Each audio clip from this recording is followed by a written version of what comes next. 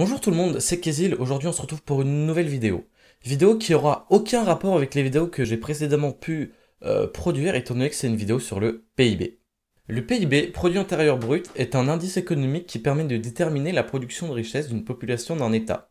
Selon Wikipédia, un indice économique c'est: en économie, un indicateur est une statistique construite afin de mesurer certaines dimensions de l'activité économique. Ceci de façon aussi objective que possible. Leurs évolutions ainsi que leurs corrélations avec d'autres grandeurs sont fréquemment analysées à l'aide de méthodes économétriques. Le PIB représente un flux de monnaie.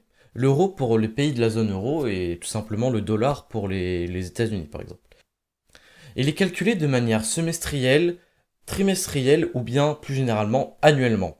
Contrairement à la croissance, une décroissance est une très mauvaise nouvelle pour un État. En effet, ceci montre que l'économie tourne au ralenti par rapport à la période précédente. En général, une décroissance du PIB n'annonce rien de bon. Celle-ci peut engendrer ou être engendrée par une crise économique. En effet, on peut voir sur le graphique ici présent, représentant la croissance du PIB de la Grèce depuis les années 2000, que durant la crise des subprimes et la crise de l'euro, le PIB de la Grèce a fortement chuté. Il y a trois façons de calculer le PIB, et ces trois façons sont des façons équivalentes qui donnent les mêmes résultats. Premièrement, on peut dire que c'est la somme de la valeur ajoutée, coût de vente moins le prix du fournisseur. Imaginons qu'un agriculteur vende une tonne de tomates à 25 euros. Il vend cette tonne à une entreprise de bolognaise. Or, l'entreprise de bolognaise a besoin d'acheminer les tomates jusqu'à son usine. Elle choisit donc les services d'une entreprise facturant 25 euros le transport d'une tonne de tomates. Donc imaginons que l'entreprise de bolognaise souhaite se faire une marge de 25 euros sur sa vente. On peut donc dire que le coût de la tomate initiale de 25 euros, puis le transport à 25 euros, puis la vente 25 euros, ça fait 25 plus 25 plus 25, 75 euros. Donc on peut dire que la valeur ajoutée est de 75 euros. Étant donné que la tomate n'a pas de coût fournisseur, ça fait 75 euros moins 0 euros, ce qui est logiquement égal à 75. On peut donc dire que le PIB du circuit ici présenté est de 75 euros. Secondement, on peut dire que c'est la somme de ce qui est consommé par la population. Il faudrait normalement y ajouter les investissements, mais afin de rendre tout plus simple et plus facile à comprendre, j'ai négligé le facteur investissement dans cet exemple. Donc comme je l'ai dit précédemment, chaque personne dépense 25 euros, donc ça revient au même, 25 euros plus 25 euros plus 25 euros est égal à 75 euros. On peut donc dire que dans ce second circuit, le PIB est aussi égal à 75 euros. Le PIB peut aussi être la somme des revenus. Donc le producteur de tomates a touché 25 euros, l'entreprise de transport a touché 25 euros, l'entreprise de bolognaise a touché 25 euros, 25 euros plus 25 euros plus 25 euros est égal à 75 euros. On peut donc déterminer que le PIB de ce circuit est aussi de 75 euros.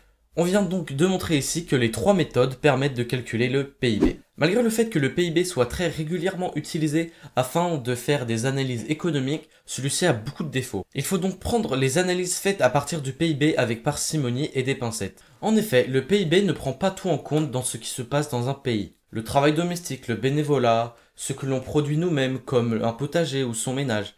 Par exemple, si je tonds la pelouse de mon voisin, étant donné que je ne touche pas d'argent, cette création de richesse ne sera pas comptabilisée dans le PIB. Tout ceci alors que la création de richesse est réelle. Dans certains pays comme la Belgique, l'Italie et le Royaume-Uni, des éléments sont pris en compte alors qu'en France ils ne sont pas pris en compte.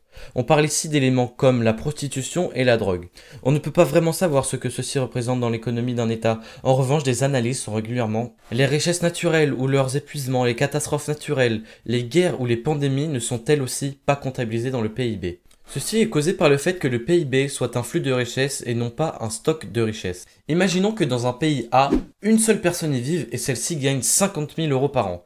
Imaginons que dans un pays B, 5 personnes y vivent et gagnent seulement 10 000 euros par an. Dans chacun des cas, le PIB est de 50 000 euros, alors que dans le cas 1, il est causé par une seule personne et que dans le cas 2, il est causé par 5 personnes.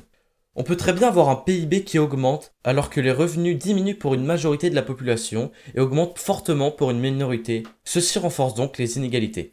Pour pallier à ce défaut majeur, on peut utiliser le PIB par habitant. Il consiste à diviser le PIB par le nombre d'habitants. Revenons donc sur les exemples vus plus tôt. Dans le premier cas, le PIB par habitant est de 50 000 et dans le second cas, le PIB par habitant est de 10 000. Cet indice permet de savoir une moyenne de salaire des habitants, de savoir la valeur des richesses créées en moyenne par les habitants ou la moyenne des richesses consommées par les habitants. À savoir que les trois reviennent au même résultat, simplement la méthode de calcul est différente. Ceci est parfaitement logique quand on part du principe que les dépenses des uns sont les revenus des autres. Le PIB par habitant permet de comparer deux états ou même plus. Le PIB n'augmente pas forcément en même temps que le PIB par habitant. Imaginons qu'en année 1, le PIB soit de 500 000 euros et que le nombre d'habitants soit de 1000. On peut donc dire que le PIB par habitant est de 500 euros. Imaginons maintenant qu'en année 2, le PIB soit de 600 000 euros et que le nombre d'habitants soit de 2000. Le PIB d'habitants est de 300 euros. Alors que le PIB par habitant a diminué, le PIB a lui augmenté. Imaginons maintenant qu'en année 3, le PIB soit de 540 000 euros et que le nombre d'habitants soit de 1500 euros. Donc on peut dire que le PIB par habitant est de 360 euros. Le PIB par habitant a augmenté alors que le PIB a lui diminué. Le PIB a un cousin plutôt proche dont l'utilisation est en revanche plus marginale. Le PNB, Produit National Brut. Donc le Produit National Brut, c'est le PIB d'un État A, plus les revenus en provenance des opérateurs de l'État A basés à l'étranger, moins les revenus des opérateurs étrangers dans l'État A. Pour faire simple, le PIB calcule les richesses qui sont produites dans un État, alors que le PNB calcule les richesses qui sont produites par les gens qui appartiennent à cet État. Imaginons par exemple que je sois espagnol et que je travaille en France, je contribuerai au PIB de la France et au PNB de l'Espagne. En revanche, je ne contribuerai pas au PIB de l'Espagne. Imaginons maintenant que je sois français et que je travaille en Espagne, je ne contribuerai pas pour l'État espagnol, mais je contribuerai pour le PNB français, mais pas pour son PIB.